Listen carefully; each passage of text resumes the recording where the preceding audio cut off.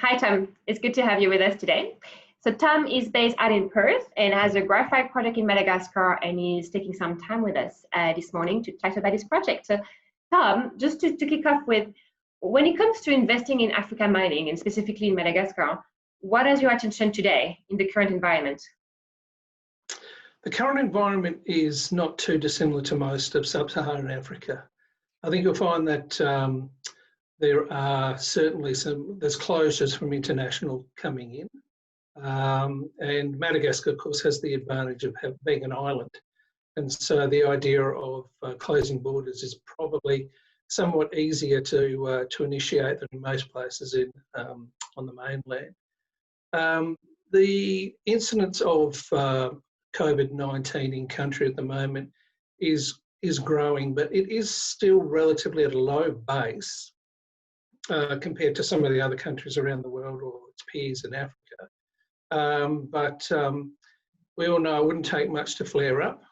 In terms of our activities, we're still doing some work on the project. We are limited in terms of what we can do on site, but we're hoping that some of the regional borders might be opening up in the not too distant future.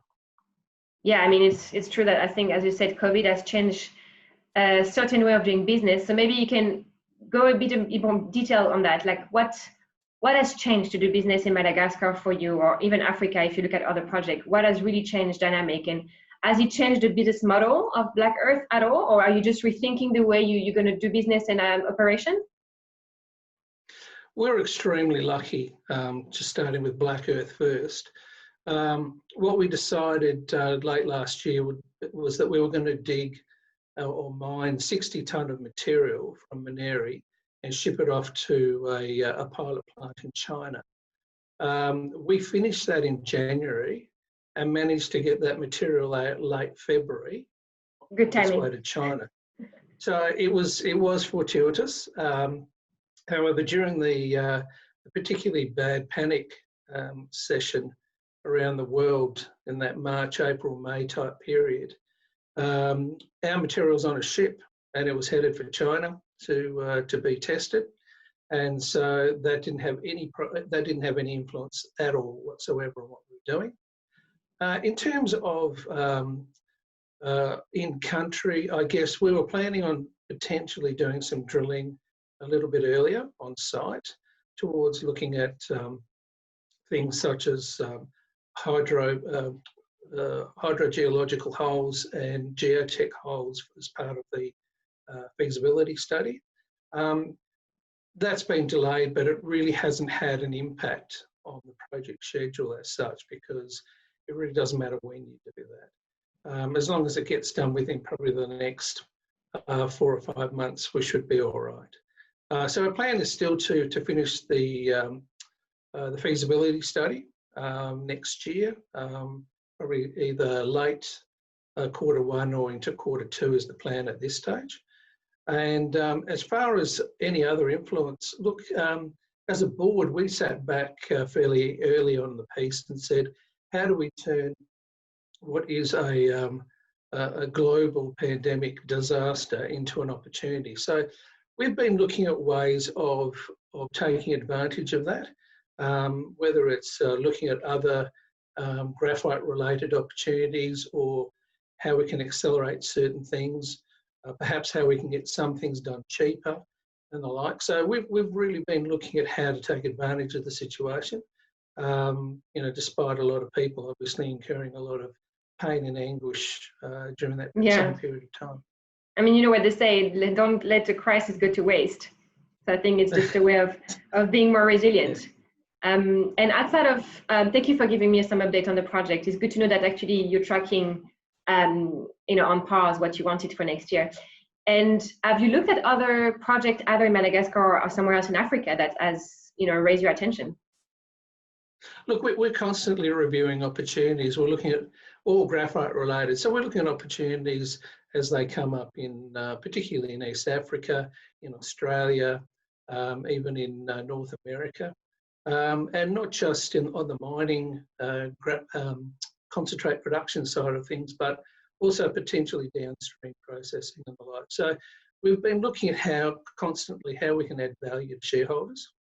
We said it from the outside in our prospectus, and we always put money aside for looking at other opportunities, particularly in Madagascar, where we now have a strong foothold, and Australia, which is our home base, where we can do things to add value. That's good. And I hope that the project will see the light really soon.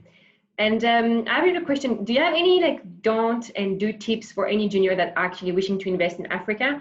And I'm thinking before COVID, but after COVID, what did you learn investing in that region, and what would you recommend for anyone that's really looking for it and looking to invest? Yeah, good question. I think basically when you're looking at Africa, you have to understand that you have to go in with the same moral and ethical standards that you would apply to any project that you do in your own first world backyard. These sort of opportunities, as they arise, shouldn't be taken advantage of. You're operating in somebody else's backyard. You have to pay respect to that. And really, by building a mining project, I think you're kind of leaving a legacy behind. And it's something that you really need to make sure works for all stakeholders. So that would be my overarching thought. In terms of Africa specifically, I guess there's always issues associated with things such as corruption, personal safety, disease, access to infrastructure, and those sort of things. The basics of any project still comes down to the fundamentals, irrespective of where it comes from. You've got to have a technically and financially robust project. Geopolitically, you have to operate in the right environment where you can actually get a project built. You've got to operate with the right team and engage with all the stakeholders. You've got to have a product at the end of the day that's in demand, and you've got to, basically ensure that you minimise the risk across a whole raft of areas to ensure that at the end of the day you can deliver and produce the goods for the shareholders. Yeah, I agree. I think it's having a big picture and the long-term vision. So you think there's some good opportunities for any juniors, because I know that's been something that we've been talking about a lot, is that junior mining is the future of African mining. So having you here is really encouraging, I think. Yeah, look, BHP, Rio, Vale, they all started as small companies, and people have to remember that. And for governments, regional or federal level, they need to understand that small miners, if they're worked with effectively, can add tremendous value to all stakeholders in the country. And in return, the shareholders of the companies do well. So it really is a win-win situation, but it's got to be approached the right way. Good. Thank you for that. And I hope that some junior that we're watching us we get some hope after COVID that everything is possible. Thank you so much, Tom, for that few words with us and sharing your experience. And we hope to see you soon when we can finally travel one day. Absolutely. Much appreciated, and take care. Thank you, Tom.